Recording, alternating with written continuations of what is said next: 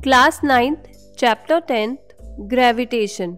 हम सब जानते हैं कि किसी भी ऑब्जेक्ट को फ्री छोड़ने से वो हमेशा नीचे की तरफ यानी अर्थ की तरफ मूव करती है या गिरती है। So have you ever wondered ऐसा क्यों होता है? हर चीज नीचे की तरफ ही क्यों आती है? क्या इस चीज को सबसे पहले न्यूटन ने ही देखा था?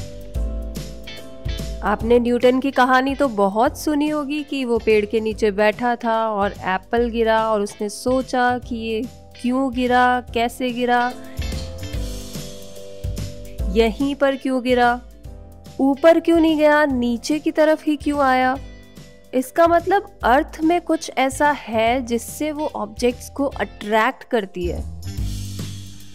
इसमें कोई शक नहीं है कि बहुत लोग इस बारे में सोच रहे थे, लेकिन सबसे पहले ग्रेविटी का कॉन्सेप्ट हमारे सामने लेकर आए sir Isaac Newton. Newton sad कि हर ऑब्जेक्ट पे अर्थ एक फोर्स लगाती है। न्यूटन से पहले लोग ये माना करते थे कि कोई भी ऑब्जेक्ट नेचुरली नीचे ही आता है। लोग ये भी मानते थे कि अर्थ एकदम फ्लैट है, इसीलिए पहले के लोग समुद्री यात्रा करने से डरते थे, क्योंकि उन्हें ये लगता था कि जैसे ही वो समुद्र के किनारे पे पहुंचेंगे और वहां पहुंचते ही वो नीचे गिर जाएंगे। पर बाद में पता चला कि अर्थ तो स्फेरिकल है, तो जो पर्सन नॉर्थ पोल पे है उस पे फोर्स किस तरफ लग रहा है, और जो साउथ पोल पे बैठा है उस पर्सन पे फोर्स किस तरफ लग रहा है। जो पर्सन इंडिया में बैठा है उस पे फोर्स किस तरफ है, या फिर जो पर्सन अमेरिका में बैठा है उस पे फोर्स किस तरफ लग रहा है।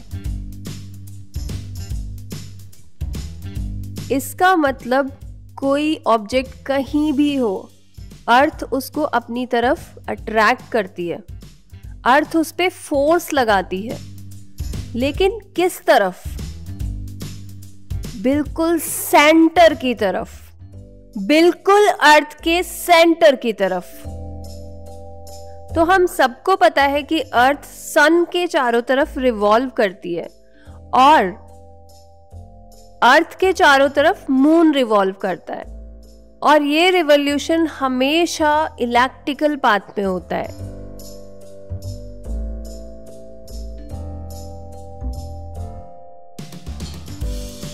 इसका मतलब अर्थ मोशन में है, और मोशन मींस इसके पास वेलोसिटी है, बट वेलोसिटी के डायरेक्शन तो हमेशा चेंज हो रही है।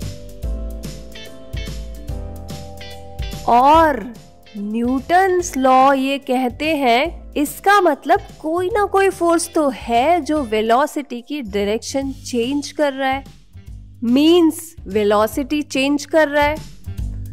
कितना अच्छा सोलर सिस्टम है। तो चलो वापस से न्यूटन के पास चलते हैं। न्यूटन अभी भी सोच रहे हैं कि एप्पल नीचे क्यों गिरा, पर वो मून नीचे क्यों नहीं गिरा?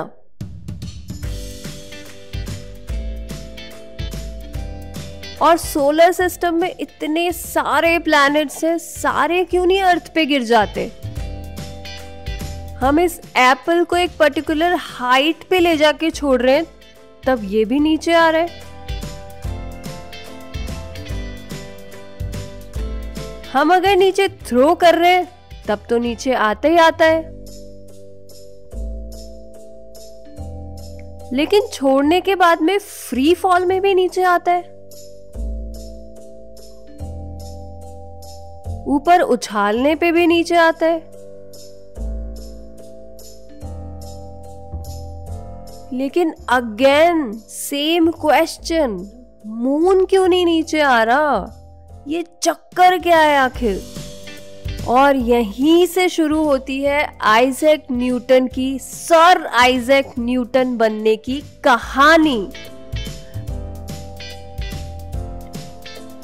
तो चलो हम एक एक्सपेरिमेंट के थ्रू देखने जा रहे हैं मून की revolution around the earth. So take a piece of thread, tie a small stone at one end, hold the other end of the thread and whirl it round. So can you observe the motion of the stone? I guess it's circular. Yes, it's circular. I'm rotating it with a constant speed. So the velocity is having constant magnitude. But what about the direction? Direction is changing. Continuously changing. You can see here.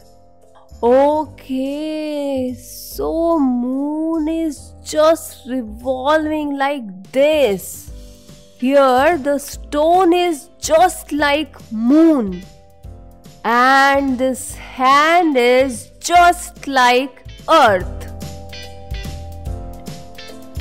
That means the stone moves in a circular path with a certain speed and changes direction at every point. The same implies to moon. The moon also moves in a circular path, almost circular path with a certain speed and changes direction at every point. The change in direction involves change in velocity or acceleration, because acceleration is defined as the change in velocity with respect to time. So, the force that causes this acceleration and keeps the body moving along the circular path is acting towards the center. What is that force? Yes, this force is called as centripetal force, means center-seeking force. So that means this centripetal force is responsible for the circular path of moon and all orbitals.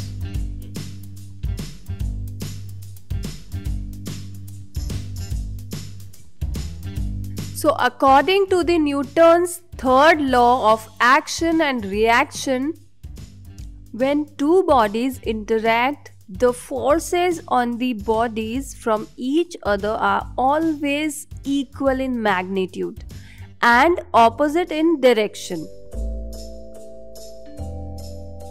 In spite of pushing the wall of the room with all your might, the wall still stays at its position. You may even wonder whether is this a violation of Newton's third law of motion?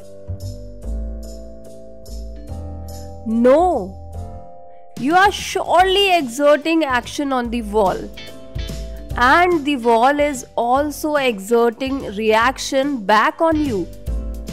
But the action and reaction are not cancelling out each other. It is the force from the ground on the wall that is balancing the force you are exerting on the wall. So we can say that to every action there is an equal and opposite reaction. तो चलो वापस stone घुमाते हैं। तो कौन change कर रहा है स्टोन की वेलोसिटी को?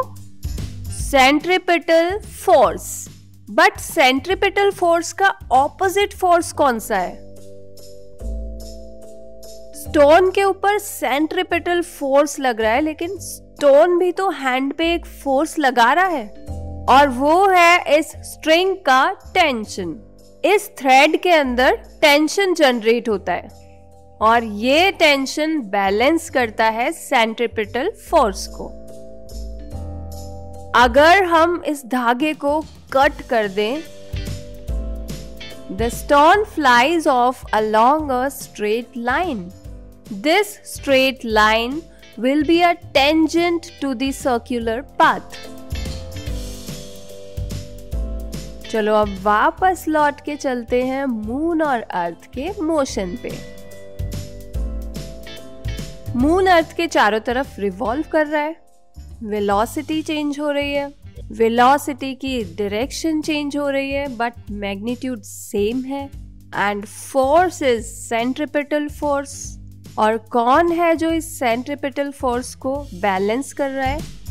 थ्रेड में सेंट्रिपिटल फोर्स को बैलेंस टेंशन करता है, लेकिन जब मून अर्थ के चारों तरफ रिवॉल्व कर रहा है तो कौन है जो सेंट्रिपिटल फोर्स को यहाँ बैलेंस कर रहा है? तो ये बैलेंस करता है ग्रेविटेशनल फोर्स। तो न्यूटन के अकॉर्डिंग ग्रेविटेशनल फोर्स दो मासेस के बीच में लगता है। इसका मतलब यहाँ यानी अर्थ और मून के बीच में ग्रेविटेशनल फोर्स है, और इसी ग्रेविटेशनल फोर्स की वजह से एप्पल नीचे गिरता है। बट हमारा क्वेश्चन तो अभी भी वही है कि मून नीचे क्यों नहीं गिर रहा? क्योंकि मून के पास में है वेलोसिटी, और वेलोसिटी की वजह से मून मोशन में है। तो चलो एक बॉल को हॉरिजॉन्टली थ्रो करके देखते हैं। जब हम इस बॉल को हॉरिजॉन्टली थ्रो कर रहे हैं तो ये बॉल नीचे बहुत देर तक नहीं गिर रही है। जैसे जैसे जैसे जैसे जैसे जैसे जैसे जैसे इसकी वेलोसिटी कम होती जा रही है, तब ये नीचे गिर रही है। इसका मतलब अगर वेलोसिटी का मैग्नीट्यूड सेम है तो बॉल नीचे नहीं गिरेगी, जस्ट लाइक द मून।